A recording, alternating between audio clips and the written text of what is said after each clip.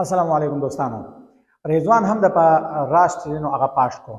کله چې رضوان وی چې زمونږ انډیا ته ورسېدو نو څه وشو؟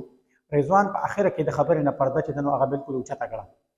رضوان د رسېدو سره قوم ته یو پیغام ورکو او د هغې سره سره هغه ټول رازونه چې دي هغه پاش کړو چې کله موږ انډیا ته راورسېدو زموږ سره څه وشو.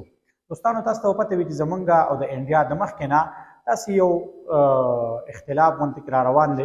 کله چې هم د پاکستان او د انډیا میچ راځي نو هغه په تمامه دنیا کې د ټولو نه زیات کتل کېږي او بیا د دې دا میچ چې نو دې ته شایقین انتهایي زیات چې نو په تمه باندې چې کله به چې نو د کرکټ چې څومره شایقین دي هغه انتهایي په تمه چې کله به د پاکستان او د انډیا دا میچ چې را موږ وګورو.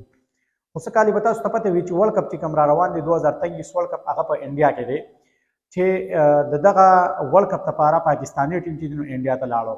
انډیا ته چې کله هغې ورسېدو تاسو ته پته وي چې د هغې استقبال چې نو په کومه طریقه باندې شوی و. د دغه استقبال په هکله باندې رضوان خپل خبرې چې دي نو هغه د شایقین کرکټ سره چې دي نو شریکې کړې. د پاکستان پلیئرز ته او د پاکستان نور چې څومره شایقین کرکټ دي یا چې څومره د پاکستان خلک دي هغې ته رضوان دا خبره وکړه چې زمونږ په انډیا کې استقبال په داسې طریقه باندې شوی دی چې څنګه مونږ زمونږ استقبال چې دی دا په لاهور کې یا په کراچۍ کې کېږي.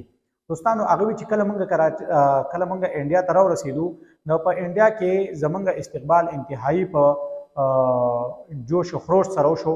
خلک چې دی نو هغه بالکل راوتې وو او یو طرف ته بل طرف ته د ایرپورټ نه بیا د ایرپورټ نه بهر مونږ ته چې نو خلک ولاړ وو او زمونږ استقبال ډېر په جوش و خروش سره وکړو.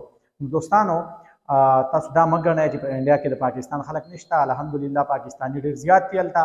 خو دوستانو دعا کوئ چې الله تعالی پاکستان له چې دی نو دا ورلډ کپ ورکړي او دغه ورلډ کپ ته الله تعالی د پاکستان نصیب کړي. دغه یو شارټ غوندې پیغام و. د نیکسټ ویډیو پورې ما مشتاق خان منیر ته راکړي اجازه. الله په امان.